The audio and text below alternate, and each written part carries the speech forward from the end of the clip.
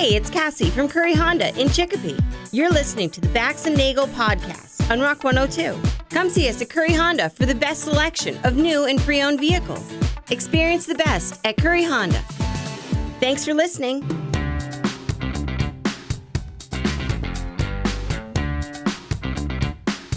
Rock 102, Springfield's Classic Rock. It's 5:36, and the Black Crows with Bax And Nagle on Rock 102. We got a heat advisory in effect from 11 o'clock this morning until 8 o'clock tomorrow night. Mix of sun and clouds with a high of 94 today, 91 tomorrow. It is 68 right now in downtown Springfield. Well, this is very exciting. Mike Quincy from Consumer Reports, not only on the show, he will physically be here. What? Whatever. I'll believe that when I see it. Well, if he's here, that means he can take phone calls from the likes of our carefully controlled audience. Yeah, I'll have you make believe. Let's just assume, hypothetically speaking, that he actually arrives here live. Okay, fine. I'll play along. I can't remember the last time I've seen his face. I see it on Facebook all the time. Yeah, but I mean, like here in front of me. Oh. It's been quite a time. Well, let's just keep pretending, because it ain't going to happen. Oh, it's going to happen. Right. I'm optimistic. We got that and a lot of other stuff coming up this morning, too. Bax And Nagle on Rock 102. Springfield's Classic Rock. It's 5:52. And ZZ Top with Bax And Nagle on Rock 102. It is going to be a heat advisory in effect from 11 o'clock this morning until 8 p.m. tomorrow. 94 for a high today, 91 for a high tomorrow. It is 68 in downtown Springfield. Hollywood Trash is brought to you by Western Mass Masons. Call them for all your foundation and chimney needs. Somehow you still care about what's happening in Hollywood. So, from Tinseltown, 3,000 miles away, it's Steve Nagle's Hollywood Trash. You know what? We missed Bonnie Tyler dying. That was the third one. Because it comes in threes. Yes. And so did Bonnie Tyler. All right, I don't need to know that. No, I meant she was the third one to come to see her death. Actually, I think of the ones we talked about yesterday, I think she was the first. Well, first in the order that they died. Well, that's how I like to stack them. Yeah, but is it really first for us since we're just talking about it now? No, we're kind of late in the game. Yeah, the Welsh singer Bonnie Tyler, known for her worldwide hits Total Eclipse of the Heart and Holding Out for a Hero, died at the age of 75. Unexpectedly Wednesday evening in a hospital in Portugal due to the illness she was being treated for. They were very tight-lipped on what she had. But she is no longer with us. And, man, she had a set of pipes on her, though. That's for sure. She did. Very gruff sounding. It's a heartache. Apparently, she didn't always sound like that. Nothing but a... What did she do? Apparently, there was some other health issues that kind of rasped of her voice, you could say. Yeah. And then it wound up being like her signature. So, like, being sick's the best thing that ever happened to her the first time around. Oh, well, good for her. I'm glad that things worked out that way. Well, I mean, they really did. Hey, you know what? I've got this horrible disease, but I can sing like you wouldn't believe. Well, she's the songbird of my generation. You're 6 months apart. Nevertheless. Let's see. The Kelly Clarkson Show and The View have both been nominated for the 2026 Daytime Emmy Awards in the categories of Best Daytime Talk Series and Best Daytime Talk Series Host. Was nothing else available? Because there's only 2 shows left on daytime television. Yeah, well, it's slim pickings over there. I know there's only 2 of you, but we're holding the awards ceremony anyway. Anyway, Kelly Clarkson has been a double nominee for all 7 seasons of her show and has won 4 times in each category. The hosts of The View, including Joy Behar and Whoopi Goldberg, have also been nominated. Other nominees in the Best Daytime Talk Series include Live with Kelly and Mark, The Drew Barrymore Show, and 2 offshoots of The Today Show. Nominees for the Best Daytime Talk Series host include Tamron Hall, Jennifer Hudson, and Sherry Shepard. See, so they're not the only 2. There's much to choose from. Yes, but they're all on the 4 shows. They're all from the same show. There's 2 versions of the Today Show. Even if you got all of them together in the same show, it would not equal a good show. Supergirl number 15 introduces the Yellow Ring of Norcon, an ancient Kryptonian artifact that reverses the effects of kryptonite by restoring Kryptonian powers. Isn't it about time? The ring, created by Kandorian scientist Norcon, allows wearers to channel yellow solar radiation and access their abilities within the bottle city of Kandor. Now, is she the sister of Vermont's Noacon? I believe she is. She sold out Fenway Park last week. I was going to say. And everybody put pictures up on Facebook about it.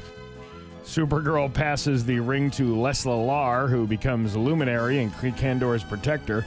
This new addition to DC's Kryptonian mythology expands the universe's advanced technology beyond traditional kryptonite variants, offering a deeper look into the civilization's legacy. Here's the problem. You need a vaccine and a booster 3 months later. Nobody's going to go for it. You can't convince all them people to do that. Oh, Yeah, really? It'll work for a while. If we just set it at 2 weeks and everybody gets vaccinated, we'll be fine. Then you find out, hey, maybe that horse tranquilizer wasn't such a bad idea after all. No, it probably was a way better option. Actors Jeff Goldblum, Laura Dern, and former child stars Joseph Mazzello and Ariana Clarice Richards paid tribute to Sam Neill, who starred as Dr. Alan Grant in the blockbuster Jurassic Park. Director Steven Spielberg also expressed his admiration for Neill. Neill's co-stars remembered him fondly, with Dern calling him a beloved friend and Goldblum expressing eternal love. Mazzello shared a touching anecdote about Neill's support and mentorship, while Richards thanked him for making their scenes together feel real. So real, there was an animatronic dinosaur that was watching us the whole time, and he loved it. Even though we couldn't see them in the studio. Well, I mean, you could see him on a screen. Yeah, but you had to act as if there were dinosaurs right in front of you. And yet he did it with such authority and believability. That's why we're talking about him today. You mean those dinosaurs weren't real? They were not. Huh. I would have thought they were. They seemed like it, but they were not. Paramount Pictures has announced plans for a new Nightmare on Elm Street film, because that's what we needed. Securing the U.S. rights to the original screenplay of Wes Craven's 1984 horror classic, the film will be produced by Craven's widow, Aya LaBunca, and son Jonathan Craven, aiming to introduce the iconic movie monster Freddy Krueger to a new generation of fans. Is the name of the movie going to be Nightmare on Elm Street? Haven't you had enough already? No, it's going to be called Melatonin. It's That's what all these parents feed their kids now. Melatonin Mondays. Melatonin Mondays, yeah. The project will be introduced by J.D. Blank and Rachel Margules on behalf of the new Paramount Primal label. No casting or plot details have been revealed yet. I'm guessing the guy goes into the kids' dreams and scares the living bejesus out of them, and some of them die because those dreams are actually real. I'm going to guess there's a scene where one of these kids is being chased in the woods, and they fall, and they get killed. I'm going to go out on a limb and say that one of these people is running from a man in a hockey mask. Yes. With blades on his fingers and pins coming out of his head. Yeah. I'm going to guess there's a scene where you got two kids, teenagers in a car, making out, and then the guy says, I'm going to step out and go see what's in that abandoned house. And the girl says, no, don't do that. That could be dangerous. And the guy says, oh, what could possibly happen? And then 2 seconds later, they both die. That's completely unbelievable. That's not going to happen. Anyway, Kim Kardashian showed off her surfing skills. Really? Yeah, she was surfing. Huh. She must have had something to say. Oh, my God. The last time I had a wild rush like this was when Ray J tongue surfed the red tide and ate the chunky skirt scampi in that sex tape you can purchase on YouPorn for $39.95. You ever have skirt scampi? No, I have not. You Caitlin? want some? Nope. I never got that done and dirty with your mother, Chris Kim, but I once cleaned out the cobwebs with the womb broom. A little tongue bathing for the little man in the pink goo canoe. You ever tongue bathe the little man in the pink goo canoe? No. What are you trying to say? What I'm trying to say is I waxed the plumbing pipes from the inside. The leak report came back, and someone, in fact, left a cuddle puddle on the duvet. Is it duvet or duvet? It's duvet. Well, there's a cuddle puddle there that we can all gawk at and go, your mother. And that is your Hollywood trash on Rock 102.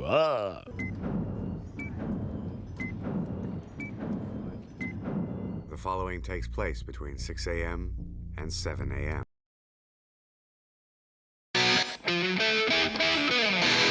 And now, Bax's View from the Couch. Brought to you by Rocky's Ace Hardware, your grilling destination. Weber, Big Green Egg, Uni Pizza Ovens, and Traeger Woodfire Grills. Hey, good morning, sports fans. How the heck are you? Well, folks, last night was the 2026 All-Star Home Run Derby. Now, I don't know how many of you were able to sit through that. Thankfully, my Netflix subscription offers a wide variety of programming options, meaning that because of the $29.99 I pay every month, I'm given loads of choices that are equally, if not more compelling, than watching about half of the top home run hitters in baseball compete in a futile and otherwise worthless exhibition, otherwise known as batting practice. Last night in Philadelphia, Jordan Walker of the Cardinals was the winner of this year's Home Run Derby, the first player in Cardinals history to do so. To win, Walker hit 12 home runs to beat Philly's Kyle Schwarber, who only had 11 in the final round. As a result, Jordan Walker not only gets the crown, he walks off with $1 million check. That's a mighty fine payday for a guy who's currently playing under a one-year pre-arbitration contract worth only $799,400, as opposed to Kyle Schwarber, who's in the second year of 5-year, $150 million fully guaranteed contract, which pays him about $30 million per season. Now, I know that I would be perfectly happy making a yearly salary of $799,400. But to more than double that amount of money in just a single night of work, that's a damn pretty good payday. On the other hand, I'm also quite aware that I won $1 million and added that to the $30 million of guaranteed money that I was going to get whether or not I showed up to the Home Run Derby. I'd barely feel that financial gain. In fact, I'd likely barely even notice it was there. So in that sense, I'm glad it went to a guy who'll actually appreciate the money. Tonight, however, is the All-Star Game itself, another wildly irrelevant exhibition in which the winning team splits $800,000, good for almost $25,000 per player. That would be like you winning enough money for a bus ride home. Of course, there are extra incentives involved, and yet it is an annual tradition that still goes on to this very day, despite the extraordinary lack of excitement, drama, or effort that will be on display, especially for those of you who have yet to find something better to do. Thankfully, you'll have until 8 o'clock tonight to find something. Good luck. But hey, enough of my yapping. Sports brought to you by Rocky's Ace Hardware. The Eagle battery-powered string trimmer and handheld blower kit, $50 off at Rocky's. Eagle battery-powered hedge trimmer, $50 off at Rocky's. The Eagle battery-powered misting fan, $50 off at Rocky's. And they take the same Eagle battery. Instant Eagle battery power, $50 savings with your Ace Rewards card at Rocky's Ace Hardware. I'm Bax. That's my view from the couch. To Springfield's Classic Rock at 6:15 and Aerosmith with Bax and Nagle and Rock 102. It is going to be a heat advisory in effect this morning from 11 a.m. until 8 p.m. tomorrow. Hot with a high of 93 today, 91 for tomorrow. It is 69 giggity in downtown Springfield. Mike Quincy from Consumer Reports will be joining us after 8 o'clock today. We'll take your calls about any questions you might have about cars. I'll believe it when I see it. Well, I mean, that's what he's telling us. And, who are we to say, oh, no, that'll never happen? We've been told a lot of things by a lot of people. That's true, but, Mike Quincy has never given me a reason to doubt him. Much. Okay. I was going to say, not complete. Is he going to, I wonder if he's going to bring baked goods from Mrs. Quincy? Well, I mean, we were trying to figure how long it's been since he's been in the studio, and it's been years. It's been 9 years. Is it really 9? Yeah. 9. Okay, so 9 years. And Michelle, his wife, is a hell of a baker. So in the years prior to him not being able to be here physically, every time he was here, which was like every 2 or 3 days, she would bake something, and it was always delicious. Yeah. So I never assume if he comes here empty-handed, I'll be okay with that. Yeah. We still got all kinds of Stroop waffles in the other room. Oh my God! Did you try the cheesecake? No, not yet. Did you? Yeah. There's two. There's half of one left, or there's one and a half left. Yeah, I saw. I went in there and I saw it in there. I'm thinking, if there's a moment for me to cut a slice of the stroopwafel cheesecake, I'm going after it. Anyway. But yes, so Mike Quincy here after 8 o'clock. All right, well, we'll see if we can get to him. Why is it always so late in the first break of the morning? It's 6:17 already. Well, okay, there's some things that go on prior to 6 o'clock that just go on and on and on. And, I guess. We just, we got a little bit of a late start. All right, well, let me ask you this, because this will be pretty short. I know you don't do a lot of yard work, per se, yourself. Right. Do you do gardening? Do you plant anything?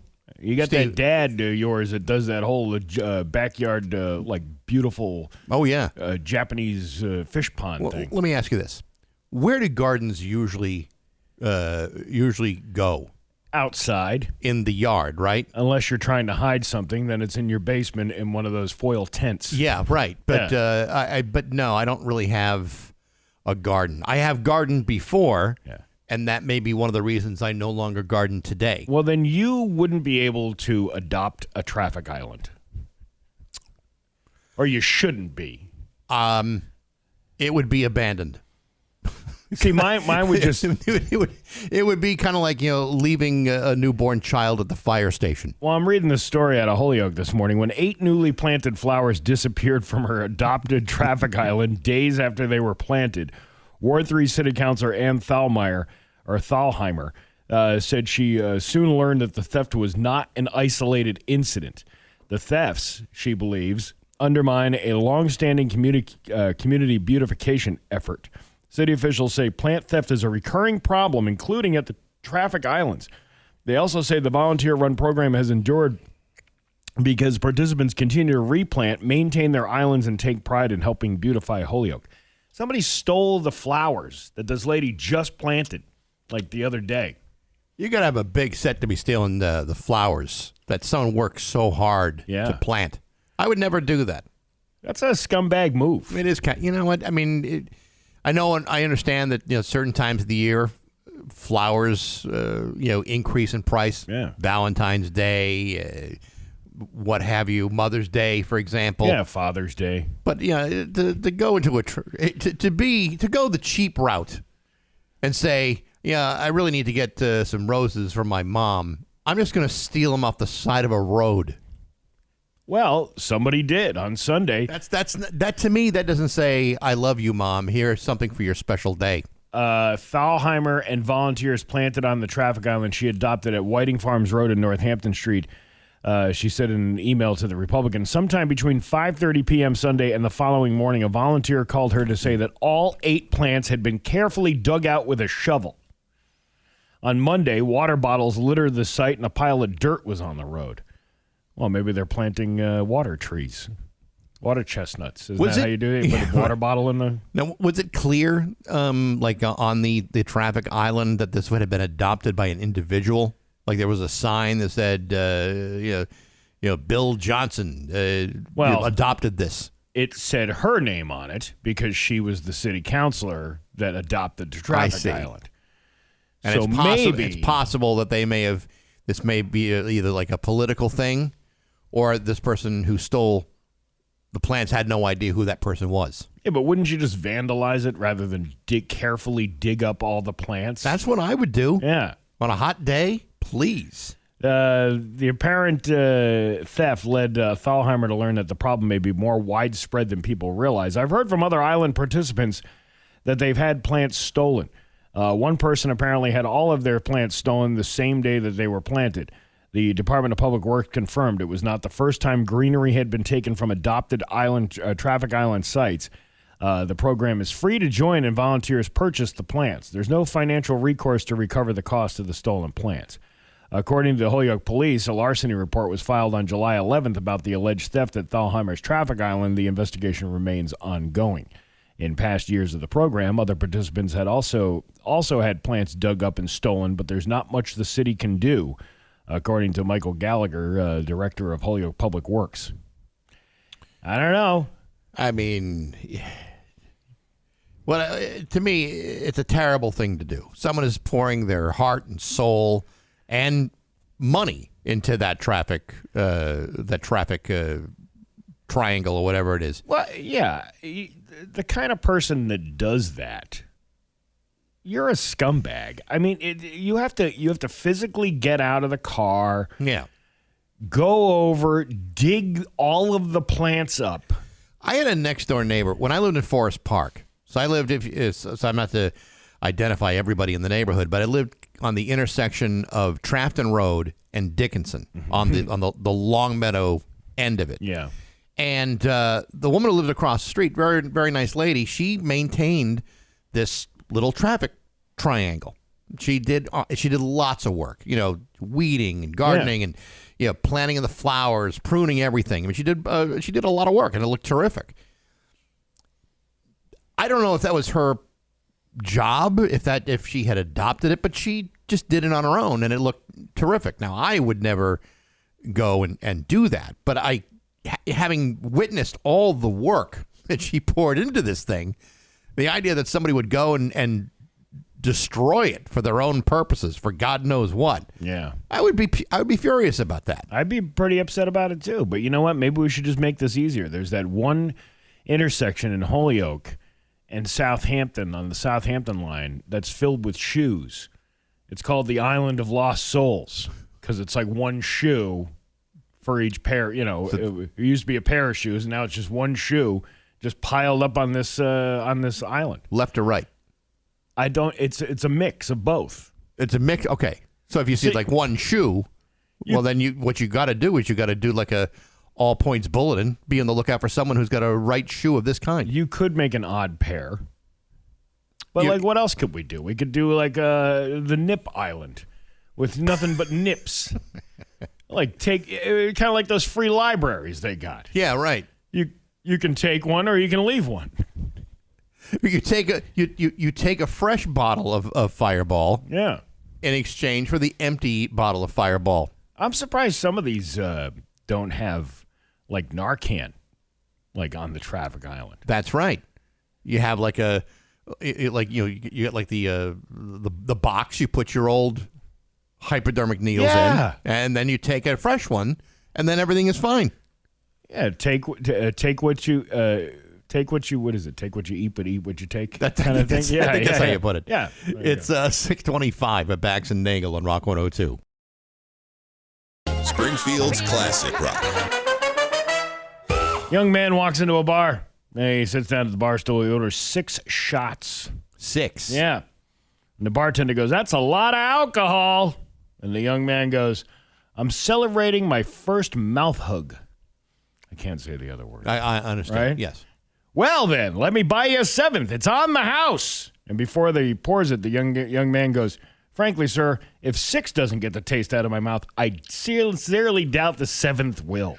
I understand what you're getting at, except you had I don't to get change it. the words. Is he clearing his palate from like switching from Jägermeister to Jameson or something? I'll tell you when we go into the spots. Okay.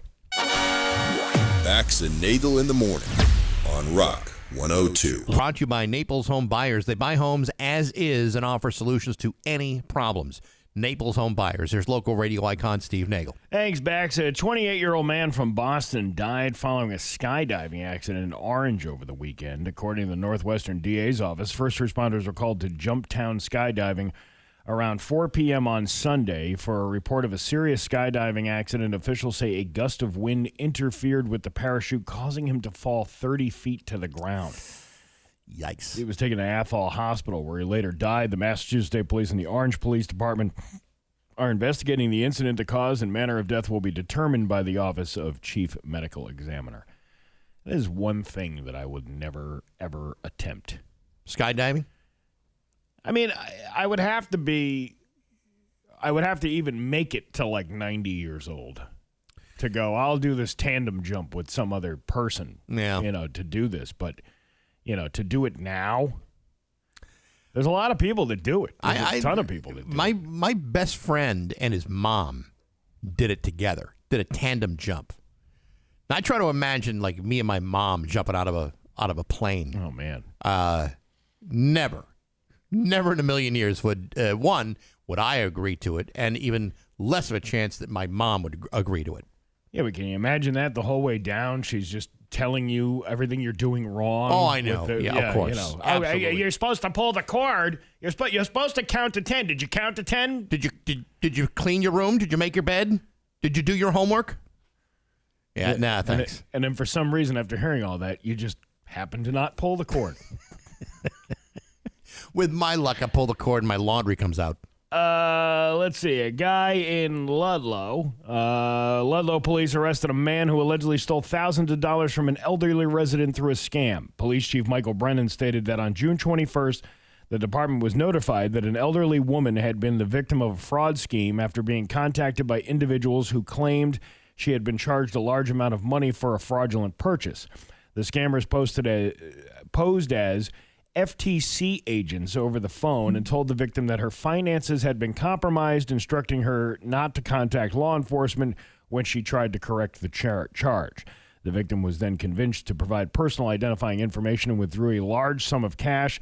She gave these funds to an individual posing as an FTC agent on June 17th.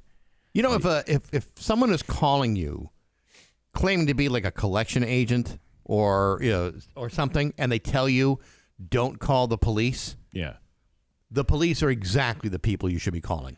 True, but you're also talking about an elderly person who is probably not of sound mind and is getting scared and threatened, and that's why they prey on people like that, so they can take advantage. And the first course of action is to call your children to help bail you out of this. If you have children. Right. The scammer tried to obtain additional funds from the victim under the false promise that her money would be returned by the federal government. See, that would be the thing that I would say, yeah, that's fake. The federal government never gives anybody any money back. The victim received photos of government-issued checks, which were later determined to be fraudulent, to try to convince her of the legitimacy of the affiliation. After the victim contacted the Ludlow police, the Detective Bureau immediately began investigating and learned that the suspect was actively arranging to collect additional funds. On June 22nd, detectives coordinated with the victim to contact and meet with the suspect, at which time he was arrested. He was identified as 43-year-old Suki Chen of Flushing, New York. He's charged with a slew of charges. Chen was taken to Palmer District Court and held on $50,000 bail. Ludlow police reminded residents to never share personal information and to report and block numbers that appear to be scams. I don't even answer them anymore. I got that thing now on the phone. I don't know if your phone does this. You can do the call screening. Mm-hmm. If the person is not in your contacts, right, they'll have to identify themselves and say who they are, which actually really helps because now they don't even bother. They just hang up. Yeah. They don't even bother leaving a message because they're like, oh, this guy's screening his calls now. I get these calls all the time. I get the same one like every single month, every single time. Apparently, this company called CVS keeps calling me to tell me that my alleged prescriptions are ready to pick up. Yeah, and they want you to go down there and pay some money, don't they? It sounds like a total shakedown. It's a scam. Don't do it, Bax. It's a courtesy call. Thank you very little. Meanwhile, you're having the shakes from not being able to have the medicine they desperately need to keep you alive. I just don't trust scammers. I don't do any business over the phone. Why are you sweating by not moving? It's just what happens when every time CBS calls. I'm looking. First of all, this headline says, this is on 22 News, irritating patients disengage ED doctors. What do you think that would mean if I were to click on that link? I have my thoughts, but what's the deal? Well, I would think it would be like erectile dysfunction, right? Am I? Perhaps, or education. No, it actually means emergency department, and nowhere when you click on the story does it refer to ER as ED. So it's almost like clicker bait, if you will. You want to find out about ED? Click here. Yeah, but there's a lot of guys, my age that have the ED. They see a story like this and they say, why bother? Well, listen, I got nothing going on. I jumped right into it. When like I playing saw it, pool with a rope. I clicked on it, and then it was talking about being irritated with emergency room doctors, not ED doctors. I can see being frustrated. Hey, this thing hasn't, I don't know, all this medicine you gave me, none of it's working. Yeah, but you know what? If I'm having like a dysfunction problem, the last place I'm going into is a walk-in. Yeah, that's true. I don't know. A walk-in clinic might be. They got some pretty good-looking nurses at some of those. Yeah, but that's not what they're there for. It's probably not. It's not really a place to pick up a date, to walk into a. Well, because everybody there's got something. Well, that's the thing. It's like, how are these people like hitting on nurses when they walk into places I know. like that? So they know everything about you. Everybody in there's either got COVID or syphilis and everything in between. All the things in between, even down in the lower cracks and crevices. So you got this story falsely, making you think that it's about. ED stands for emergency department. It doesn't stand for erectile dysfunction. You know what? The medical community needs to change that. Yesterday, when Western Mass News was reporting on the greased pole, they had a picture of a car that had hit a telephone pole over the weekend. No actual footage of somebody climbing the greased pole. It was the car that had hit a telephone pole, I believe, in Agawam. And no grease. Over the weekend. Well, I'm sure there was Probably grease. Grease on the axles and stuff like that. Yeah, from the stuff that came out of the car. Wrong greased pole. There may be like a ham on the top of the pole, but you're not driving up it. Yeah. Yeah, you're not. You're never going to make it that way. Well, I guess you could reach the transformer at the top. Perhaps. If you did it the right way. You need to be going at an awful high rate of speed. There's no prosciutto up there, though. No. Or gabagool. The owners of Papa Murphy's pizza chain are preparing to close up to 50 restaurants. Never heard of Papa Murphy's, but 22 News seems to put this on the forefront of their top headlines today. Pizza chain closing. 50 stores for underperformance. You're going to find this hard to believe. Yeah. There's a lot of other pizza places to go to than Papa Murphy's. The announcement came during MTY Group's second quarter earnings call. The Canadian restaurant, which acquired Papa Murphy's in 2019, said it plans to close 68 company-owned restaurants across its brands. What are they doing? I'm on the Papa Murphy's website right now. Yeah. There are no locations in Massachusetts, Connecticut, Rhode Island, Vermont, New Hampshire, or Maine. What is the point of 22 News doing the story at all? I don't know. Not a single New England location. In fact, it's not even in New York. So what's the point? Well, because they want it's clicker baiting again. Good God. Yeah, we're going to edge you right to the edge. Just click this headline to make it look like it's something you'd be interested in. And then you realize these pizza chains aren't even anywhere near my house or near anyone's house that I know. Well, the clickbait thing is like, because you want to make sure that it's not the chain restaurant that your low standards take you to every week. That's true. You're getting even lower standards by clicking on this.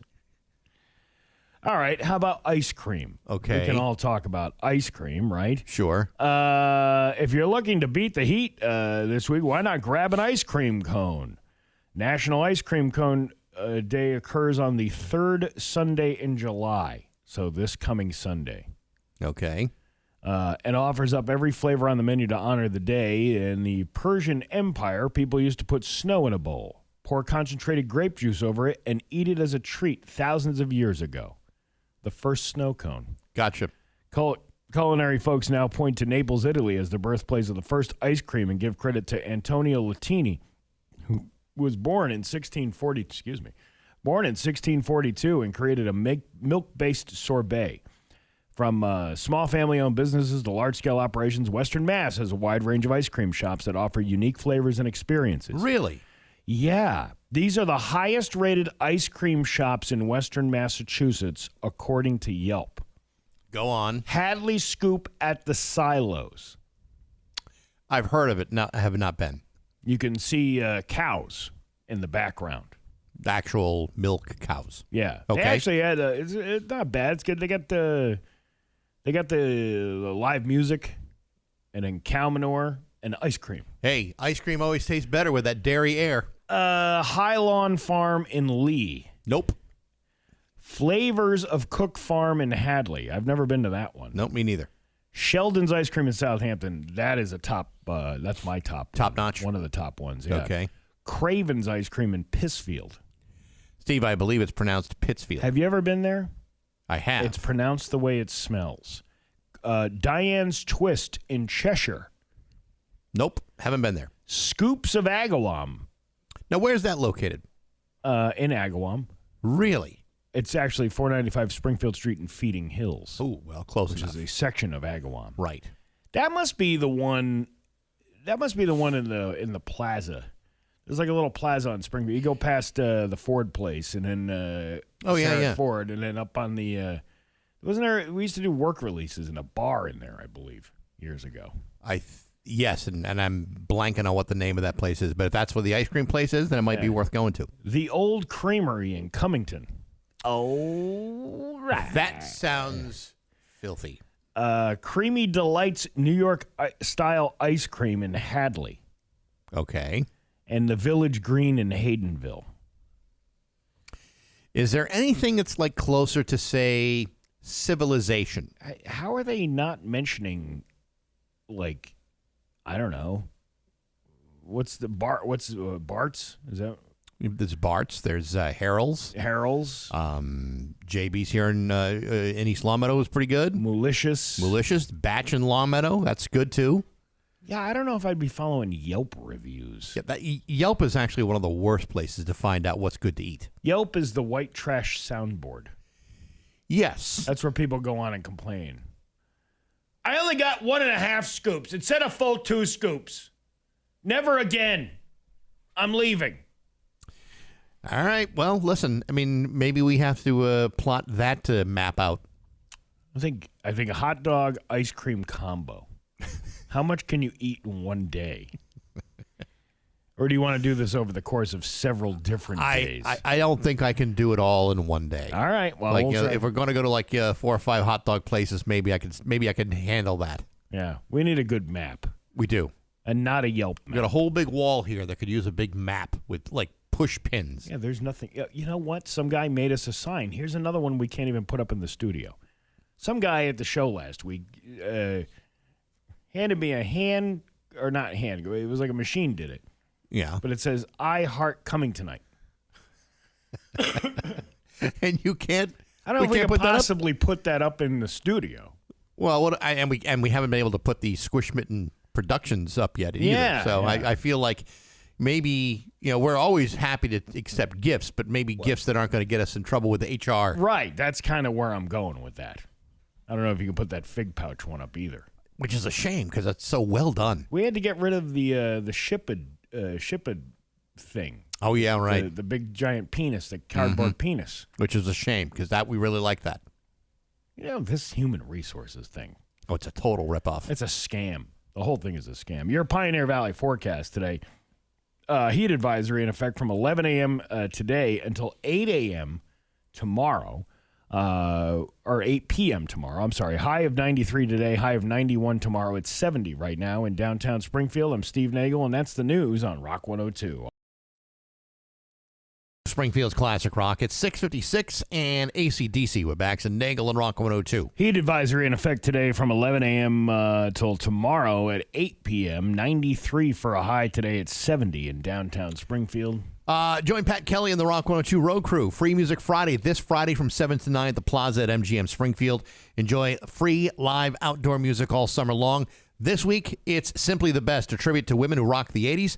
They'll take the stage around 7:30. Quench your thirst with refreshing ice-cold beverages from the Plaza Bar or craft beer from White Lion. Delicious bites from various local food trucks. That's this Friday at MGM at the Plaza with Pat and the Road Crew from Rock 102, Springfield's Classic Rock. Traffic alert. Road hog. This is from the Route 10 Tire listener line. Multi-vehicle accident, I-91 North. Several vehicles and a tractor trailer. Apparently, one of the vehicles was forced down the medium. I believe he means the median. I see you having a bad accident. That's a wrong medium.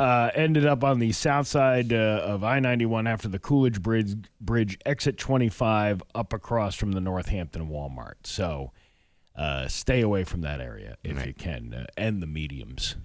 Yeah, even the large mediums. Somebody said Mount Tom's in East Hampton and Scoops in Agawam are top-tier ice cream places. All right. Okay. Scoops at the Silo in Hadley is hands down the best ice cream.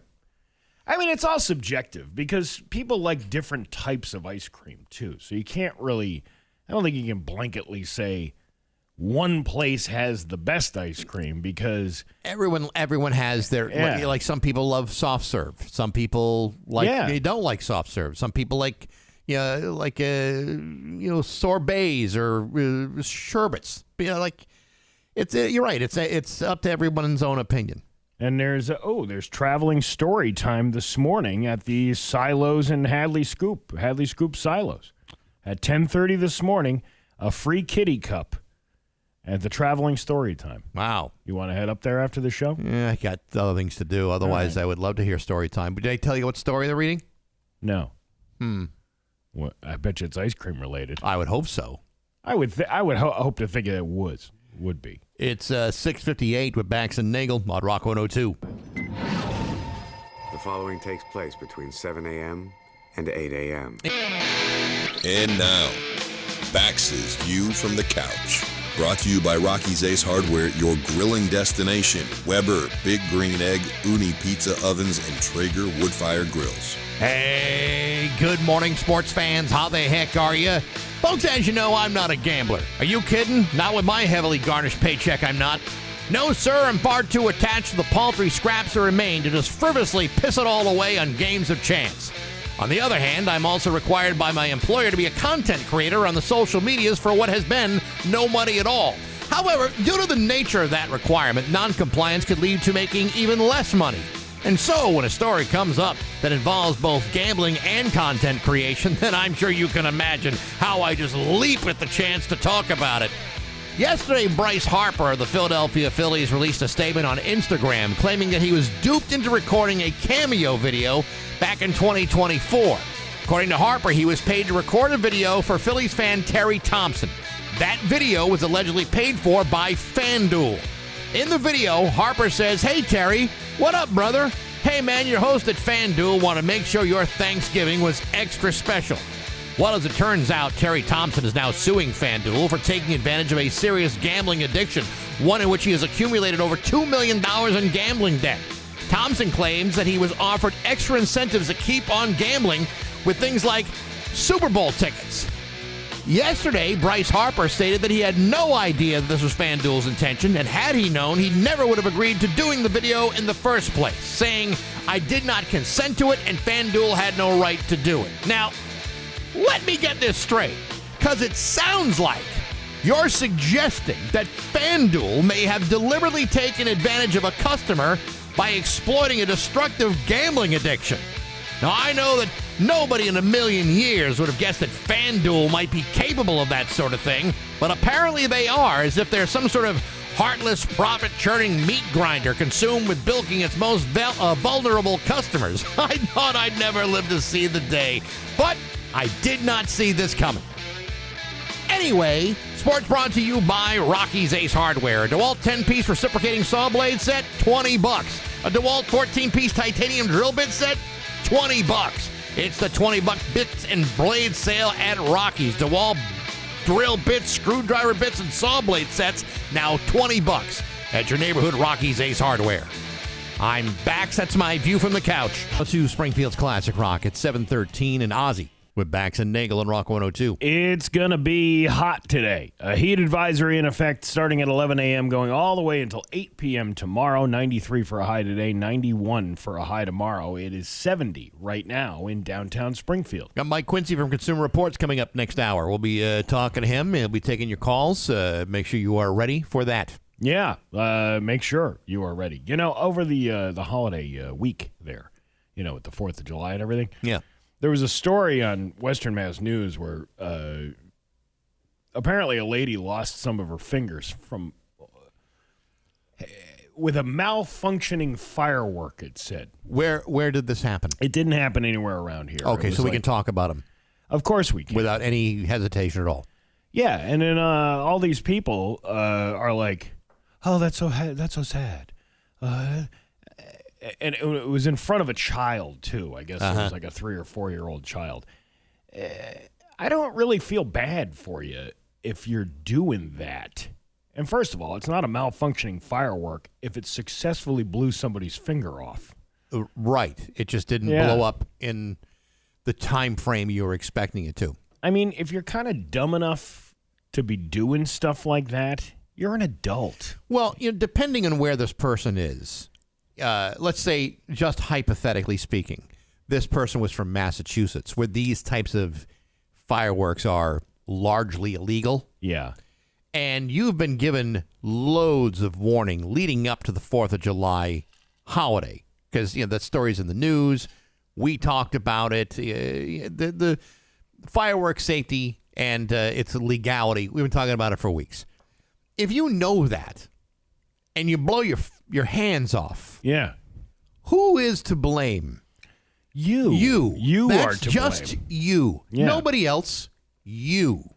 Yeah, I mean, I guess I can see people's fascination with exploding things. Yep, totally. But that's why they have those fireworks shows, so you can go safely watch them and not have to worry about lighting yourself on fire. Well, because those are done, under the supervision of qualified professionals.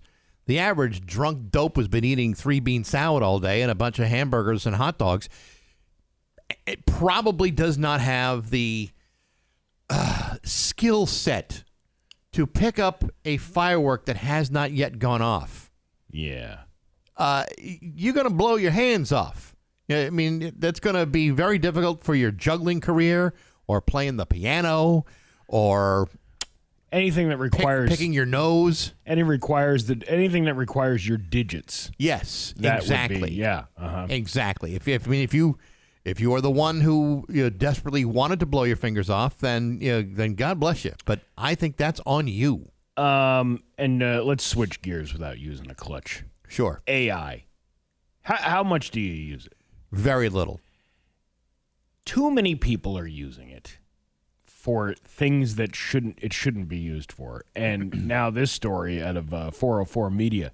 Fiction written by AI is easy to detect because it struggles with a complex story structure and tends to moralize in clunky ways, according to a preprint study from the University of Maryland College Park and Google DeepMind. They found that AI fiction has tells that go beyond stereotypical overuse of the M dashes and other obvious AI tropes that have more to do with formulaic nature of the text itself. AI stories over-explain themes and favor tidy single-track plots, while human stories frame protagonist choices as more morally ambiguous and have increased temporal complexity. The study, which looked into more than 50,000 AI-generated short stories. Mm-hmm. How did they get through 50,000? They used AI. Of course they did. get through 50,000 AI stories. I see this being used like crazy, and I see Facebook posts being written by AI. Oh yeah. And I'm if people are smart enough, they'll take the dashes out. That's one of the things. But I can also tell because there's multiple paragraphs. Like, people don't typically write that way. Not on Facebook. No, usually it's one big long run-on sentence anytime you see a human writing something like that. Right. But to separate it, and I've seen it all over Reddit too now, like with the one of the reasons why I stopped doing the Am I the A-hole thing is because you could tell that it was being generated by a computer. And there's this whole thing out there, this dead internet theory. Have you heard about this? That the internet itself is dead and everything's being generated by AI? Generated by AI. I got to tell you, I would not be surprised. AI is more efficient, but less reliable. It's terrible. You know what's really terrible? Actually, I agree with this because people should know. The record industry is now proposing adding labels to AI-generated music. But my argument against that is, if you've ever heard AI-generated music, it sucks. Yeah, it does. But if you're going to be, marketed to for music, whether it's like through Spotify or Apple or Pandora, whatever the streaming service you may use, and it's not given, and you're not warned about it, you may think, wow, this is what's coming out these days. It's like the music will probably get better over time, but at least I know in advance, hey, this wasn't done by actual human beings. There's something kind of heartless and cold, and it removes the human factor, which I kind of think is the best part of it. Well, and speaking of music, I don't know, you have Spotify, right? I do. I tried this AI DJ thing. Awful. It's terrible. Awful. It is terrible, and it has, first of all, it's not suggesting anything I would like. And the AI DJ is a jerk. He is a jerk. Like, would you want to hang out with that guy? No. We did for 6 months. That was artificial intelligence. It was artificial intelligence. He was kind of a jerk. You're absolutely right. I just, our company sent us a survey last week. I don't know if you saw that. I did. About the AI thing. And I spoke my piece about that. I wasn't mean about it or anything, because it says, how do you feel about AI? And I went into the explanation, and we've talked about this before. And you are a perfect example of this. Every morning you get up, and every morning you come in here, and every morning you write to View from the Couches. That's discipline. That's your brain is trained to write those things. That's right. Those are your thoughts. Those are your thoughts being projected onto the thing. If you started using AI to do that, and let's say it learns the way Bax speaks and learns Bax's little idioms and things that you use and say, your little catchphrases and things like that. You, when you are now ready to go back to writing it yourself, are going to have a very, very hard time doing so, because you have lost all the training that you have been doing with your brain for so many years. The way to look at it is, and I'm not saying that you should try to compare me to this, but think of the way a professional athlete trains their bodies. If they were to stop working out or stop training, their body breaks down. The muscles that help them to become professional athletes tends to wither away. Yeah. If you continue to have that discipline to do these things regularly, you only get better. It's like that whole 10,000 hours philosophy. If you do something for 10,000 hours, you'll finally get good at it. But AI strips you away of that discipline if you rely on it so heavily that it removes your ability to continue to write on your own, to think in your own. If you're letting AI dictate your life, what the hell kind of life are you looking to get out of it? And I don't know how you feel like you're, excelling in anything by letting somebody else do all the work for you. And it's not even somebody else. It's a computer. Right. I don't know. It's so anyway, I wrote that to the survey, but I also used ChatGPT to formulate my thoughts before I put it in there. So maybe they'll notice the dashes that I put in there. Maybe. No. Maybe you're right. But no, that's how I feel about it. It's a lazy way of getting out of something to do. We've talked about this many, many times. Yeah. The commercials, writing commercials. Mm-hmm. By the time I put all the information in about the commercial, I could have written the commercial anyway. I just wrote into the Google AI. I said, write Bax's view from the couch on the All-Star game. I'll just give you the first paragraph because the rest of it's not worth looking at. The glow of the TV is the only light in the living room, casting long shadows across the coffee table littered with half-empty soda cans and a cold bowl of popcorn. From my spot on the couch, perfectly indented from years of dedicated lounging, the Major League All-Star Game isn't just a sports broadcast. It's a neon-colored, high-velocity summer spectacle. Okay, that's Steve, if I ever talk like that on this show, I want you to take your fist and punch me right in the neck. We got to stop using this stuff. It's all a bunch of garbage. You know what? There are perfectly good applications for it. What? But I haven't figured those out yet. I was going to say, what are those? Well, your everyday stuff is probably not the best use of it. If you're going to deal with it, use AI for scientific, research, and you can learn things that may assist you in your own human-driven research, then fine. If it's a tool, fine. But you better damn well cite the source. But again, are you really learning anything? Nope. If it's coming from, if it's aggregated information of a bunch of people who've written stuff on the internet, Yeah. then it's really not giving you accurate information about anything. It's the Cliff Notes of the information age. I don't even know if it's that. 'Cause even if you told it, like even when you were in high school, you try to pass off what you read in the Cliff Notes as opposed to writing a term paper on a book. That's all I read was Cliff's Notes. Yeah, me too. Yeah, But for the same laziness that prevented me from actually reading Beowulf, it's the same thing. I had the Cliff Notes of the Cliff's Notes. I didn't even know those were available. Yeah. Had I known. I would just open up the book, and I'm like, Catcher in the Rye. He went and saw a hooker? This is ridiculous. What kind of book is this that they're feeding to teenagers? The Canterbury Tales. Yeah. That guy will listen to anybody's story. Wow. It's 7:25 at Rock 102. You and I were just talking off the air about this comedian that is local. He's been doing comedy for about a year now. Anthony Pagan, right? Yep. And he's got some great videos on Instagram, TikTok, all the social media sites. Most of them are like locally oriented. Yeah. And they're really funny. He does a really great job with them. He did one last week about the Rotary in East Longmeadow. Right. And he swears a lot in the video. It's not something we could play here on the air, but it's a very funny video. The thing that gets me is people who stumble across something like that and go out of their way to criticize somebody. Like, one lady's like telling him he's swearing too much, and then she's like, "You need God."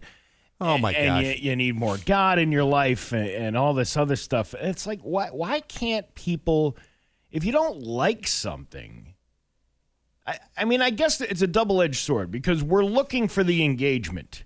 Yeah, but sometimes the negative engagement spurs more engagement. Sometimes that's actually good. Yeah, I don't think these people realize that when they negatively engage with something, and most people go, "You're out of your mind, lady."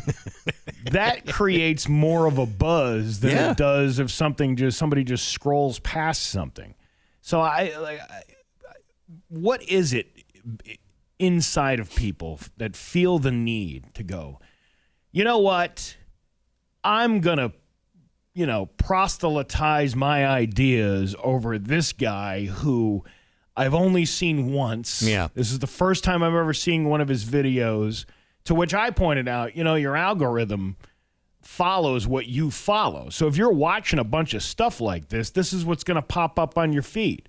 I think it's the facelessness, the assumed facelessness of the internet, that people assume that I don't have to confront anybody. I'm on the internet. They don't know who I am. Yeah. Well, you know what? If you wouldn't say something to someone's face, should you really be wasting your time saying it on the internet? No. Does that make it any better? You feel empowered. You're 10 feet tall and bulletproof behind your computer. Yeah. Meanwhile, you're sitting in your grandmother's basement in your underpants with a TV tray playing video games all day and then flipping through your TikToks. No. My grandmother's dead. It's just my house. I didn't say Nana was still around. Right. I just said you're in her house. There you go. It's 7:32 in Rock 102. 7:37 with Bax and Nagle on Rock 102. It's time for news brought to you by Geisler's. Tell them you got it at Geisler's. There's local radio icon Steve Nagle. Thanks, Bax. The Chester Volunteer Fire Department is operating without some of its emergency rescue equipment after a burglary at one of its stations left the department missing the jaws of life and several other tools. What kind of scumbag steals that stuff? I saw this story yesterday, and I'm shaking my head like, why would you do this? Why would you? They didn't realize that they had been ripped off until all of a sudden they're doing the inventory on their stuff. They probably have no idea when this was taken. If, God forbid, they had to use the jaws of life to save someone's life and they didn't have it because someone stole it. I mean, come on. Look at the stupidest thing you could do. Among the items taken were cordless cutters and spreaders, commonly known as the jaws of life, a thermal imaging camera, a Pelican flashlight, I didn't know pelicans used flashlights. How do you think they see in the night? Extended reach tips for the spreaders, a cordless drill, an impact driver, and a grinder. Well, I didn't know there was that going on at the fire department. Well, but, are you talking about the sandwich or the website? We're finding them hot and leaving them wet. According to Chester Fire Chief Nate Bolduc, firefighters at Station 2 responded to a medical call on the morning of June 29th. There were no signs of damage to the facility when they left. The following evening at 7 p.m., a firefighter noticed a damaged door at the station and a suspected break-in. The firefighter notified Bolduc, who inspected Station 2 and Engine 2 on July 1st. I started checking this truck for anything missing. I went through all the cabinets, and then I found that the jaws were missing. The jaws of life are used by the department during vehicle accidents and other emergencies. We can use these to pop doors open if we can't open them with normal means, or to cut the roof off if the patient is severely injured and we have to get access to inside the car. The department is currently borrowing replacement jaws of life from Fire Tech and Safety. Community members have offered to help raise money for permanent replacements. The department is also looking to install cameras and security systems at its stations. I'm a little surprised that there's no cameras in places like this, where you're talking about a public facility that obviously needs to be locked and monitored. It is a little surprising, but then how often does this happen? Well, yeah, but here it is happening. I don't know. You would think that there would be some sort of security measure being put in place with high-priced equipment like that. I mean, Chester's not that desolate. It's got they have technology and things like that. I would think like Springfield or Holyoke would have that stuff. Yeah, but Chester, I mean, I realize it's not such a desolate area, but it's not a big department. Speaking of which, yes, now that you mention that, I bet you there's raccoon footage. I bet you there's a security cam somewhere that has that BJ Calvi and the raccoon thing. Could be, but now that he's retired, let's move on. There's a new guy there. Well, that's the reason why we would go back and look at this. No, listen, BJ got through it. It's all fine. I'm just saying. The raccoon family has moved on. They've got through their grief. They've gone through the 5 stages. Everything is good. We're fine. We're moving forward. That video footage would be good with Alfonso Ribeiro making sound effects and bad jokes behind it. Like America's Funniest Home Videos. Yeah. Yeah, I don't know. That would seem to be more of a Tom Bergeron era. Well, if this raccoon doesn't have a black eye now, he's going to have one, or he didn't have one, he's going to have one now. It's a dumb little jokes. Yeah. Anyway, Bolduc directed a message to whoever carried out the burglary. What were you thinking? This was completely uncalled for. We're a small-town department. We worked really hard to get these jaws. Massachusetts State Police is investigating. As of Monday afternoon, there were no leads and none of the stolen tools have been recovered. I mean, you're going to have to use them yourself, because I can't imagine you go into a pawn shop and going, hey, what do you got? Oh, I got this Jaws of Life. Yeah, the one that says property of Chester Fire Department. I mean, really, how are you supposed to you would have to be using them for personal use, because where would you be able to sell these? Well, that's exactly it. Kind of like, when someone stole the Rock 102 tent. Yeah. It's like, okay, well, that's not a life-saving piece of equipment, but nevertheless, if you opened up that tent and there are Rock 102 logos all over the place, there's a pretty good indication that if you've never worked at Rock 102, you stole that thing. Eventually, somebody's going to tell on you. Yeah, because you're gonna find that. You're gonna go over to somebody's barbecue and they're gonna have that tent popped up, and they're like, "Hey, where'd you get that radio station logo tent?" I got it from a guy who stole it from another guy. I got it from Sheen. From Sheen? Like Sheen's gonna be selling Rock 102 tents. I bet you could. Temu. I got it on Temu. Discount, 5-finger discount. I got on the Temu thing. Let's see. Another thing about fireworks. An investigation is underway after a fire destroyed parts of a multifamily home in Enfield Sunday night. It happened on Maple Avenue. Neighbors told Channel 3 that they believe fireworks started the blaze. They said that they noticed the fire appear in the back corner of the home and that the charred fireworks were visible at the scene. Crews arrived to find flames billowing from the roof of the structure. Several departments were involved, including Bradley International Airport fires, according to Connecticut State Firefighters Union. They worked to extinguish the fire as flames and smoke filled the air. David Carmona, who lives across the street, said he was inside his home when he began hearing fireworks before the firework broke out. They were shooting off fireworks in the street, and we're not talking little firecrackers. We're talking cannons. Yeah. Cannons! Cannons! They had cannons! It was the America 250 celebration. They had to get everybody dressed up like founding fathers, and they were lighting the wick on a big cannon. Listen, I don't know if they were actually using cannons, but did you see the destruction of the house that was hit? Yeah. The story I saw last night, I think it was Western Mass News I was watching. They had a reporter who was like on the side of the house, and they haven't panned over to the corner of the house where and the stairs where all the damage is.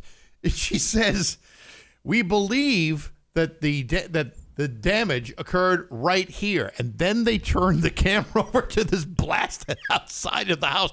Really, what clued you in that this might have been the point of impact? Well, maybe that char around the outside of the frame of the house. Maybe all the labels from the mortar round might have been a good indication. Yeah, the ones that say Black Cat all over their front lawn. The one that said Phantom Fireworks. Yeah. Well, I mean, they were running a discount for the 4th of July specials. Understood, but I don't think if you showed the video of the house that's been damaged, you can naturally assume this must be where the damage happened. Probably. Those sound like clues. And then another neighbor, she said, "I hear people right here with their cars beeping and yelling, 'Fire, fire!' And then people started beating on the doors to get people out of the house. Fire crews from several towns worked to put it out, and then residents that returned to the scene yesterday. Ain't nobody got time for that. Ain't nobody going to be living there for a while. Your Pioneer Valley forecast today. A heat advisory is going to be in effect from 11 a.m. today till 8 p.m. tomorrow. High of 93 today, high of 91 tomorrow. It is 74 right now in downtown Springfield. I'm Steve Nagle, and that's the news on Rock 102. Aw, yeah. Springfield's Classic Rock. It's 7:53 in Queen with Bax and Nagle on Rock 102. Going to be a heat advisory in effect from 11 a.m. today until 8 p.m. tomorrow. High of 93 today at 74 in downtown Springfield. Rock 102 presents the Classic Rock Summer now through Labor Day weekend. You listen to Rock 102 all summer long for details on how to grab your share of the summer stack of prizes, like get a load of this, Big E tickets every weekday now through Labor Day. And if you want to win, all you have to do, two things, go to rock102.com and then listen to Pat Kelly every weekday afternoon. That's the hard part. Rock 102's Classic Rock Summer brought to you by Surfside, iced tea and lemonade plus vodka. Only on Rock 102, Springfield's Classic Rock. We'll have Mike Quincy from Consumer Reports coming up after 8 o'clock in the studio. I can't believe it's been as long as you say, 9 years, So, but it'd be great to have him back. If you got car questions after 8 o'clock, you should call 293-1021. And we'll get your car. We'll try to see if we can get your car question on the air. You see, if you used to listen 9 years ago, you may recall that that's what we would do all the time. Mike would call. We would take. Mike would be here, and we would take calls, and that's how it all happened. And it was glorious. So we'll be talking to him in just a few minutes. All right. All right. What else? You got anything else? I got nothing else, really. Last week I went up to the Bridge of Flowers up in Shelburne Falls. Steve, I believe it's pronounced the Bridge of Flowers. I was looking for Bill Cosby's house, but apparently he's not around. He's really? He's he's not taking visitors? You're not allowed to talk to him. I see. I remember hearing all the stories. He used to go down to Shelburne Falls Coffee and have himself a coffee.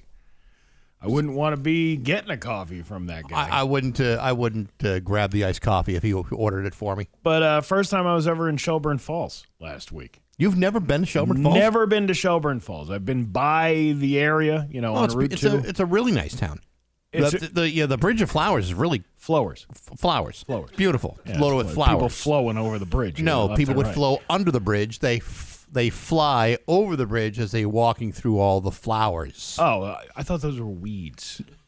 Yes. Go ahead and pick them. See what happens. Yeah, I'm not I doing wouldn't that. suggest it. But but people were telling me like it's not the same Bridge of Flowers it was years ago. Like something happened, and then it got all redone or something like that. I don't know what the AI.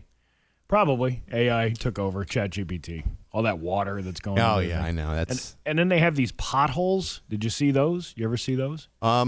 no. Yeah, it's like a waterfall. Oh, yeah, and it's got these pothole things, Sure. obviously formed by many years of water thing. Nice little spot up there. Well, look at you getting around. Had some of the Buckland pizza across the bridge. Wow. How was that? It was pretty good. Well, see, there you go. Buckland pizza pie. And you know what else they have there? Because we talk a lot about food insecurity. This is a great idea. In this alleyway between the pizza place and I don't know what's next door, but it's a little alleyway there. And they got like trash receptacles. They got picnic tables. You can sit down and eat your food there if you want. It's kind of a community. And then they have a refrigerator, a community refrigerator that people stock with fresh vegetables and things like that. And then there's also right next to that a little community pantry. So if you don't have enough money to go buy yourself some food, you can just anonymously walk up to this thing. It's like an honor system. I mean, there's clearly cameras there. Let me ask you this. Who's cleaning that thing out? Because we got a community fridge here, and it gets nasty with people leaving old dairy in there. It stinks to high hell. This was a very clean refrigerator. I don't know who's cleaning it, but it was very well maintained. I thought that was a great idea to help out your neighbors by putting a community refrigerator and a community pantry in there. You think about people that live out that way. Right. Food insecurity is all over the place. It's not just, in a metro area. Well, we could probably get away with that in Springfield, but someone's going to have to clean those fridges. Well, Get one of those boxes of like a baking soda, just to keep it fresh, because that can get funky in those things. Who do we know with a lot of time on their hands? I don't know. We'll have to make some calls. What's Chris Zito doing right now? All right. You know what? That's clean quite out enough. the fridge. It's 7:58. Mike Quincy from Consumer Reports coming up in just a few minutes on Rock 102. The following takes place between 8 a.m. and 9 a.m. It's 8:03 with Bax and Nagle on Rock 102. The Pioneer forecast is brought to you by Aquapump, an expert in all water supply systems from the well to the pump and into the house. As a heat advisory, they'll be kicking into effect around 11 o'clock this morning and extending all the way to tomorrow night at 8 o'clock. A mix of sun and clouds today, near record temperatures around 98. Tonight, clear, low of 76. Then for tomorrow, partly cloudy, a high of 95. It's 74 degrees right now in downtown Springfield. Springfield's Classic Rock. It's 8:14 and Thin Lizzy with Bax and Nagle and Rock 102. Hot today. Heat advisory in effect until tomorrow night at 8 p.m. High of 93 today. It's 74 in downtown Springfield. 293-1021. That's the number to call. Mike Quincy from Consumer Reports is in the studio. If you've got questions about cars, Mike can answer nearly everything. Good to see you. Great to be back, guys. I've missed being in studio like you can't believe. Well, not for nothing, but it was hard to not have you here. One, Michelle, we couldn't get anything baked. The lovely Michelle. Lovely Michelle couldn't bake anything if you're not here. And then secondly, it's great to catch up. And I love talking to the audience. I love the spontaneity we have. And again, shout out to my awesome wife. She baked some heart attack brownies, which were kind of a mainstay for a while when I came to the studio. Now, well, hey, we're back. So good. So 293-1021. If you got questions about cars or if you're looking to buy a car or trying to get some advice, Mike's a great resource for it. So 293-1021. So the latest issue about is out, and it's about cars that how do you put it? Popular cars to avoid. But one of the things you did here, which you think is good, is you gave a car that would be a better choice. So it wasn't like you say these cars suck, but you said these cars are not great, but these cars are better. Right. There's a popular choice, and then there's the right choice, and that's kind of what the article is all about. This is in the current issue of Consumer Reports magazine. It's also online at consumerreports.org. So when you compare like one model to another, like for example, let's say it's an SUV, and you're comparing one to another, is it just based on the reliability, or are there other factors that are going into that kind of choice? There's a whole lot that goes into Consumer Reports evaluation. We have a 327-acre test facility in Connecticut. Again, and also a reminder, we buy all of our own test cars, but we put the vehicles through all of these regular instrumented testing. That would be acceleration, braking, fuel economy, handling, and whatnot. It's a jury of people that go through the vehicle, and we come up with a numerical ranking. But we're also taking into account Consumer Reports reliability surveys as well as owner satisfaction surveys. And again, tertiary, there's the safety aspect. So has this vehicle been crash tested by the Insurance Institute for Highway Safety? Does it have standard active safety equipment like blind spot warning, forward collision warning, automatic emergency braking, and whatnot? And all of that goes into whether or not we recommend that model. So it's kind of complicated, but it's quite thorough. I have a car question from a listener, Mike from Ludlow. How long before an EV needs a new battery, and at what cost? Great question. Currently, the survey information that we have on EV reliability are not showing that any particular maker model are having any widespread battery failures. Now, the car companies know this, and they know that the warranties have to be pretty generous. However, I do know that if a battery, and it's usually a battery pack, it's not the whole battery, because there's chunks of batteries in EVs, and one section of that battery pack might fail and has to be replaced. Out of warranty, that cost would probably be pretty high. But again, we're not seeing that kind of failure rate yet. And these are all D cells, right? If I had a bunch of ever-readies, I could go get the car started. Yeah, well, I'm just wondering. Maybe. I know those double A's won't last very long. I mean, EVs. It's a 9-volt Bax. Come on. Yeah. From the little transistor. Exactly, yeah. EVs are really good for some people. They're not perfect for everyone, but it's good that consumers have a choice. All right, 293-1021. The Hawkman's got a question. Good morning, Hawkman. How are you? Hey, guys. How you doing? Good. Say hi to Mike Quincy. Hey, Mike. How you doing, buddy? Hey, Steve. Looking forward to another car show hanging out with you. Yeah, we should be doing that probably early September. All right, so what's your question? So the Hawkman has a 2014 Dodge Caravan. You're Hawkman. You're breaking up. He's got a Dodge van. He's got a service van. And what's the question? The problem is with the low beam headlights, the very few headlights.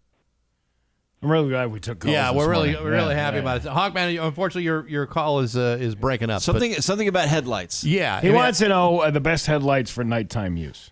The ones that turn on. No. Well, let me kind of conjure an answer. So historically, Chrysler Dodge vehicles have bad headlights. The stock headlights are usually horrible. In fact, years ago, we were testing a Chrysler Sebring, and it was it was like a Friday. We're standing around the coffee maker, and one of my coworkers said, "You know, I'm driving around this Sebring with the lights on. I can't freaking see anything." And then another one of my coworkers said, "Well, I'm going to take it for the weekend," and he drove it at night with the high beams on, and nobody flashed him just saying, "Why aren't you lowering your high beams?" That's how terrible some Chrysler headlights are. Now, when somebody tells you, okay, we're going to test the Chrysler Sebring, how long does it take for you guys to stop laughing?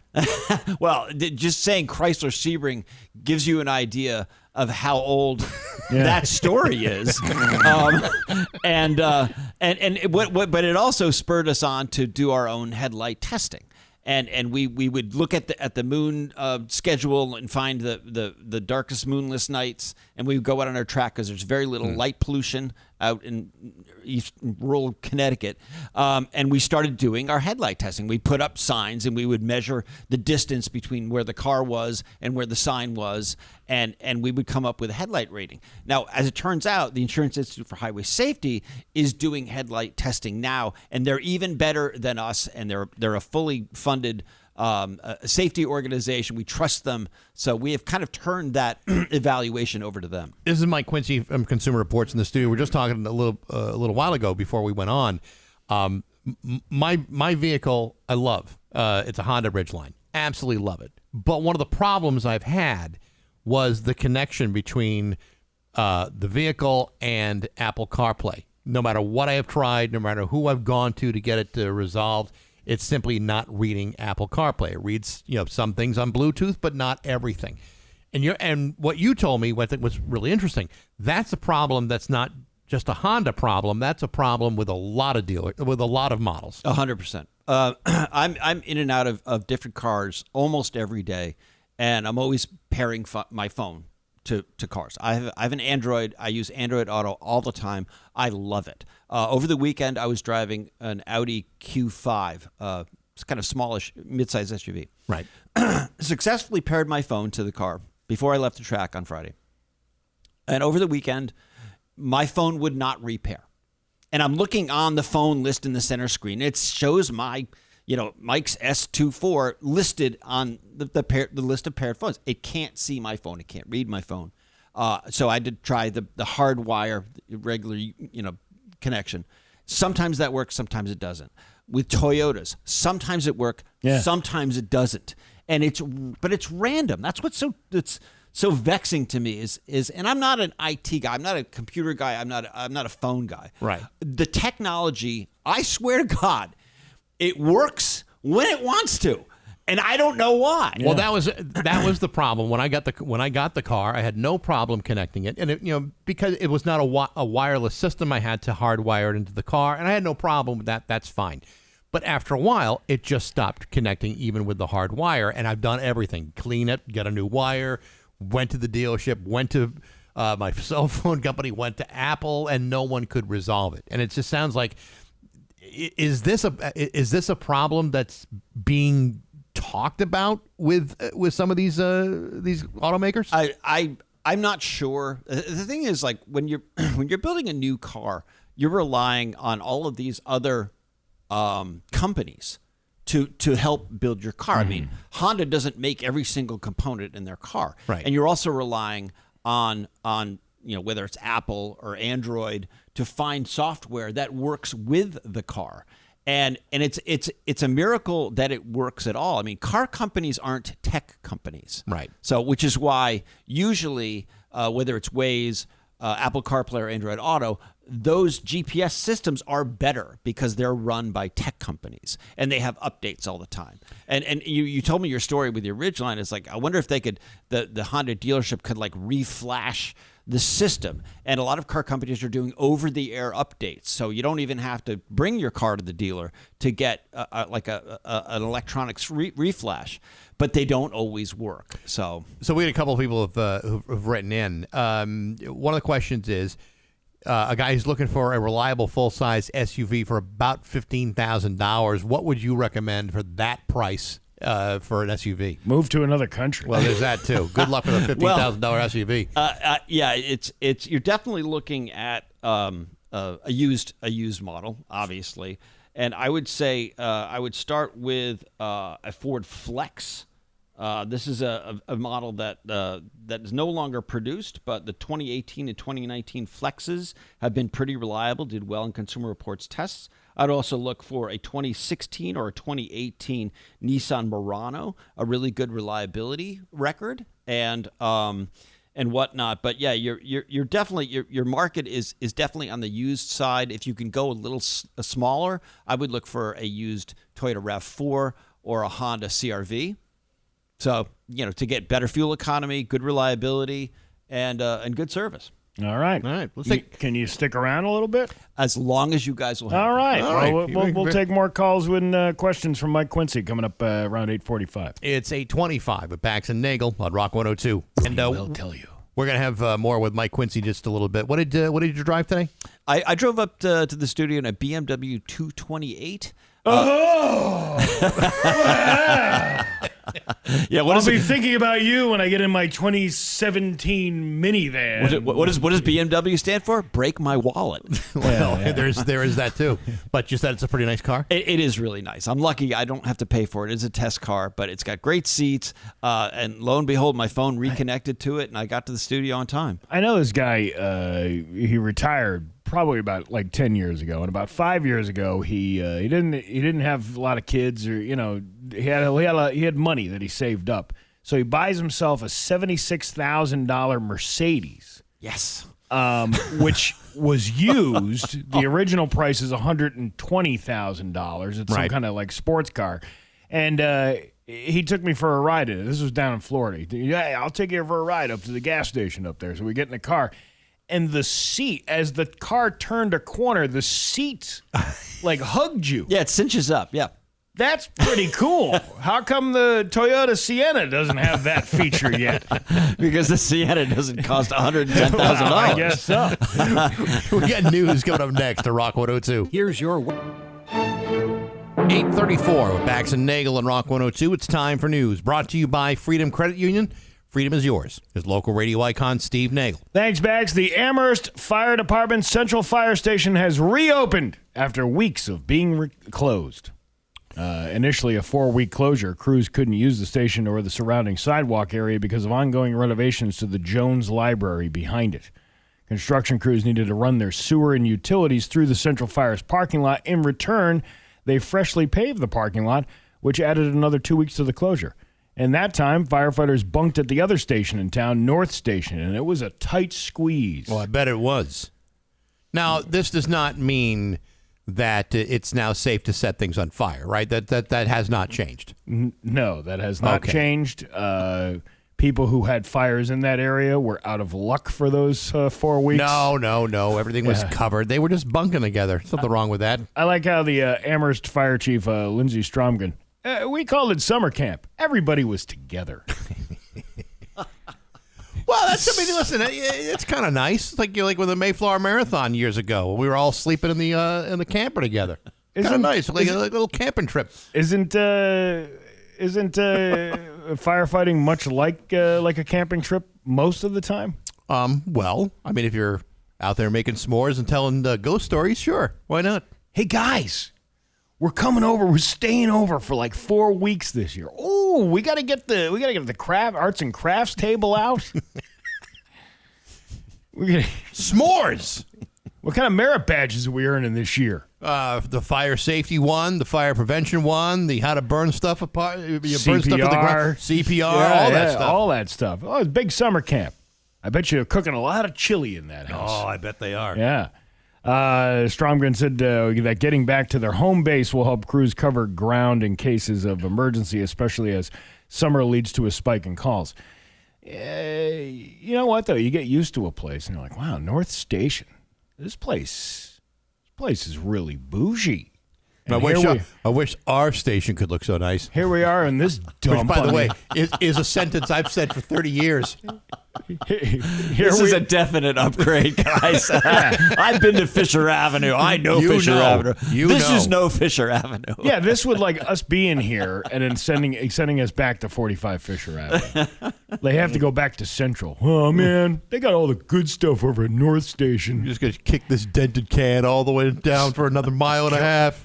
Got Chad with his chili. He's making good chili. He's got the best chili around. Now we got to go over there, like, for a visit. Even the snack machine we used to have isn't there anymore. There isn't a snack machine anymore? Unless they got a new one, but they're still constructing that facility. I saw it. I went over there and saw it. Inside? Not the inside, the outside. Yeah. Looks completely different. It does? Yeah. Somebody actually cleaned up the outside and made repairs. What about all that delightful black mold that we used to have? No. It's all gone. There's no more weeds growing out of the gutters. There's no more. What about the it's rotting? Nicely landscaped. What about the unusable emergency exits? It just looks weird.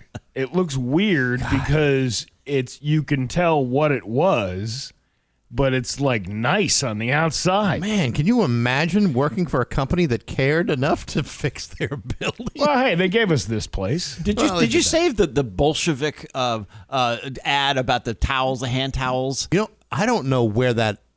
I don't That know was where in the men's went. room. Yeah, it was in the men's room. You know, are you afraid of Bolsheviks? I thought that was the In your weirdest bathroom? thing I'd ever seen.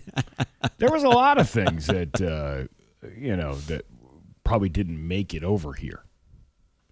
We had access to dumpsters, and we had to get rid of all of our superfluous junk. And I was kind of moving slow in that process because there was a lot of junk in my office. You know, like 30 years of junk, and I found stuff that was John's. Oh God! Like it was like a package of cookies that was probably 30 years old. But good nonetheless. Oh, delicious. Delicious. No, I did open them just because I was kind of curious, like, well, what do 30-year-old cookies look like? And I'm in the hallway, I'm talking to Aaron, I open up this package of cookies. It smelled like straight up burnt gasoline. Did you ever, have you seen all those? those preservatives. Yeah, I know. It's unbelievable. Have you ever seen those TikTok videos of the guy that opens the stuff from fallout shelters from like 60 years ago? And he's like opening up the can of peaches and it's just a big black ball of like gob glue. Yeah. It's Yeah. disgusting. Speaking Awful. of disgusting, Golden Corral launched a new limited-time dinner offerings across its buffets nationwide. The initiative introduces new grilled chicken tenders and golden delicious shrimp, adding to the more than 20 daily protein selections available. Sign me up. I think if you have to describe your food with 2 adjectives, you're trying way too hard. What, golden and delicious? Golden delicious shrimp. I'm sorry, these delicious shrimp aren't golden enough. Or I'm sorry, these golden shrimp are not delicious enough. I got to make choices. All right. I'm on vacation last week, right? I had a gift certificate to a place that I will not name, but it is a hot pot. Oh, yeah. Yeah. Yeah. Way too expensive. If you go Way to too expensive. if you go to the right hot pot, it can be a little pricey, sure. I had a $75 gift card. It still cost me $75 for the soup. for me and 2 kids. It's soup It's soup. Breadsticks. that you're just cooking meat. Yeah, you're actually doing all the work. I know, but I also question. They have different types of meat. Well, we have brisket and we have Wagyu. It tasted exactly the same. Yes. Because it's shaved so thin. It seems like a kind of a big waste of money. You know what? I've been to a couple of hot pot places in my day. Some are really good and some are just okay. But when they're really good, Yeah. you almost don't even think about the price you're paying. It's that good. It's becoming a trendy thing because there's more. There's probably at least a half a dozen restaurants around here that offer it now. They barbecue thing. Mm-hmm. Oh, yeah. Where they put the hot grill in the middle and you grill your own stuff on there. Yeah, that's kind of cool. Yeah, I don't know. It's a good thing you didn't get the gift certificate to Murphy's Pizza. Oh yeah, well that's Well, I've never heard of it. Because it's not around New England anywhere. And yet somehow there was a local news story. I was going to Albuquerque tomorrow.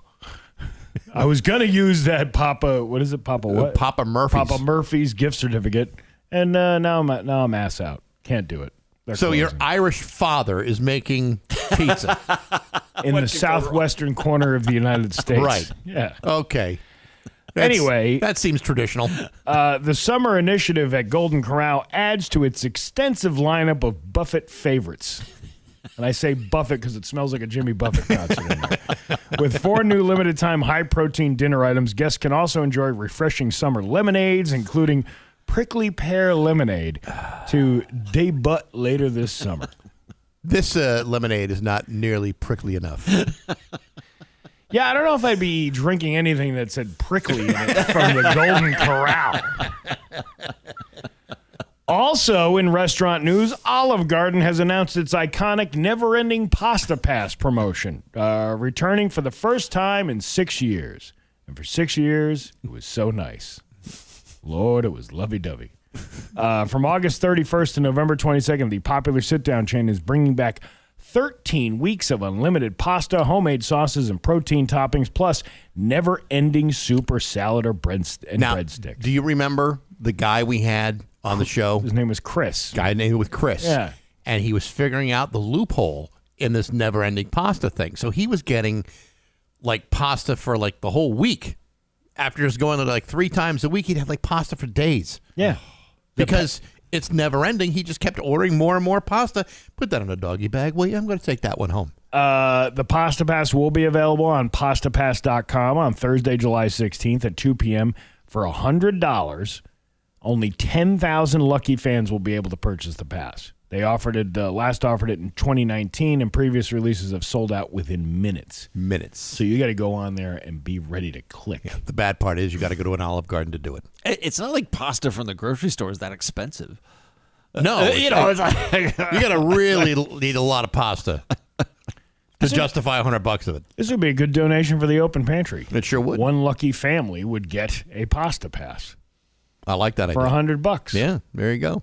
I think we're on to something. Your Pioneer Valley forecast today going to be a mix of sun and clouds with a high of 93. A heat advisory in effect until 8 p.m. tomorrow. It is 74 right now in downtown Springfield. I'm Steve Nagle, and that's the news on Rock 102. Oh, yeah. Why is this 102 Springfield's Classic Rock? It's 8:51 with Bax and Nagle and Rock 102. Heat advisory in effect today, high of 93. It's 74 right now in downtown Springfield. It is a Shop Tuesday here at Rock 102 this morning starting at 9 o'clock. If you go to rock102.com, you can save 30% off to Fishtails Bar and Grill in Hatfield, where you'll find your cravings at Fishtails. Stuffed haddocks, scallops, pan-seared herb butter, salmon, and swordfish tips. Daily specials from noon to 4 on Fridays and Saturdays. That all starts at 9 o'clock at the Shop 30 store at rock102.com. Do not miss out. Mike Quincy from Consumer Reports in the studio with us. What a pleasure to have you here. I can't tell you how good it is. It's like it's like an old comfortable shoe. The feelings are entirely mutual, and I'm going to say something controversial regarding camping. S'mores are overrated. Overrated? Telling you. I don't disagree. They're sloppy. I mean, marshmallow in general, it's just like air with some sugar in it. Graham crackers, plain Hershey's chocolate, I don't know. I said this to one of my oldest friends a year ago. She almost killed me. See, I wouldn't start throwing haymakers at you because I find it to be a little bit more work than worth just overrated. The time. Overrated? Yeah, well, what are you all gonna right, do? stick to the cars. Hey, by the way, that's going to get more calls than talking about cars. This Consumer Reports issue that you've let us have, the better deal, save big. It's not just about cars. I'm looking at the best rotisserie chickens around. There you go. Yeah. You didn't know Consumer Reports tested chicken. And I will take issue with Sam's Club has the best rotisserie chicken. I don't think Costco should be number 2. I was not on this testing panel. Really? I mean, when it comes to that kind of thing, they don't grab guys from the auto area and say, "Hey, we're eating chickens." So the home office is in Yonkers, New York, and that's where all the testing labs are for food and electronics and home appliances and stuff like that. The test track is up in Connecticut. So we're far removed from what happens in Yonkers. But I worked in Yonkers for 7 years before I came to the track. And I was often, okay, can you test this? Can you do this? Can you participate in this? And it was kind of fun. It was really interesting. I mean, where else in the world can you go to work and taste test chicken? I mean, well, and this is what other thing I wanted to ask you about that. You're a guy who's in shape. You bike a lot, you exercise. You kind of have to have a physique frame to fit in some of these vehicles that you're driving. That's true. Yeah. The guy testing rotisserie chicken, is that like just this big fat farm that they got going on down there? Like, oh, look, it's they come in with their big chubby belly. Oh, look, it's Mr. Car Guy coming here for a visit to the home office. Should have been here last month. We were testing ice cream cakes. Yeah, we had Reese's Pieces Sundays. There was a time when Consumer Reports tested beer and wine. Serious? Now, were you a part of that? No, I was not a part of that. No, not at the same time. No. Yeah, what is the best car to drink and drive in? No. See, when I go on some other Massachusetts talk shows, they say, "Oh, Quincy makes a lot of cocktails on his Facebook page, but he doesn't combine it with the cars." So yeah, no cars and cocktails. That's probably wise. You know what I wanted to ask you, because we were talking about AI earlier, and I know obviously AI probably drives a lot of navigation systems and stuff like that, but how else is it being integrated into the automakers? Is it to a greater extent? I think it's going into probably some of the design of future models, but all the examples you guys gave, I was listening on the way in, the amount of work that you have to put into AI to tell it what to do, you could probably do it faster yourself. And AI doesn't mean you can't, you have to still check it, Right. It's like in the early days of word processing and you had spell check. No, you still have to proofread it. So, right. It's sort of in its infancy. Car makers traditionally don't really disclose their kind of protocols for how they develop vehicles. That's kind of proprietary. So I don't really know how much AI is being used right now to design new cars. We'll find out, but losing the human element of anything, as we're finding with technology these days, is kind of critical. In fact, my sons who are in their 20s, they're pushing. I never thought they would push back on technology because that's all they've known. But they're like, we need to find stuff that's real. We need to sniff out AI and reject it. And that's coming from younger people. Well, and that makes me feel good, though. Yeah, to me it makes sense because even if you gave all the coordinates and numbers and everything else and say, okay, design me the most fuel efficient engine. Am I going to necessarily believe AI? Because I think AI is a big stinky liar. And every automotive technology has pros and cons. In other words, like with tires, you can design a tire to maximize fuel economy, but you're going to give up something else. So you're going to give up ultimate grip, or you're going to give up better braking distances, or you're going to give up better wet condition grip. So there's always a compromise. You're going to get something, but you're going to give up something. And the funny thing about using technology, or even focus groups for that matter, the Ford Edsel was a historical failure. It was one of the poster children of terrible designs. That went through every single focus group that Ford knew how to do, and everyone signed off on it. And it got to the marketplace, and it's like the front of the car looks like it's sucking a lemon. So it just, you need somebody like with a vision and someone with like an artistic background to design a car that they have an idea. It's going to appeal to people. And the appeal might not make any sense, but it still appeals to them. And I don't think AI can do that. I almost said A1 like steak sauce, like what's her name? But I wouldn't put that in a car either. Right. You should never lose the human element. And I think that's most important here. I honestly think that's how the Cybertruck was designed, by somebody putting in details into an AI model going, hey, make me a car that makes everybody look like a dude. So we at Consumer Reports bought and tested a Cybertruck. What'd you think? It was horrible. It was horrible. And I actually shout out to the Hawkman. He wanted to see the Cybertruck up close and personal, and I actually went to his house and brought it, and he got to come out and see it, and that was actually a pretty cool day. And Steve, I'm sorry we couldn't hear your question, but I do want to let you know that we were thinking about you. And no, the Cybertruck, you don't measure its like test results in terms of 0 to 60 or how many, what the kind of cruising range is. You measure the Cybertruck with, when you drive it, how many times did people flip you off? Okay, I got 3 flip-offs today. Well, yesterday I got 6. It's not even the flip-offs. There's so many silent people out there, like myself, just going.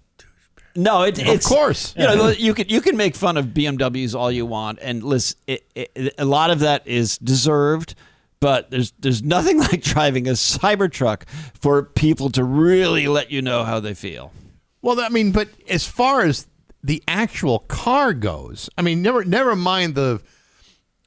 Never mind the stigma against it, but as far as a vehicle, as far as a truck, you have a truck. I got a truck. Used to have an F-150. Yeah, it's one of the worst pickup trucks I've ever driven. To use as a truck, it's terrible. I can't imagine ever intentionally going off road with it. I can see it flying off a guardrail, but not but not like going off road because you need to pull some rocks. You go to YouTube and you look at Cybertruck fails, and there's tons of them. Wow. Like getting stuck, going off road and getting stuck.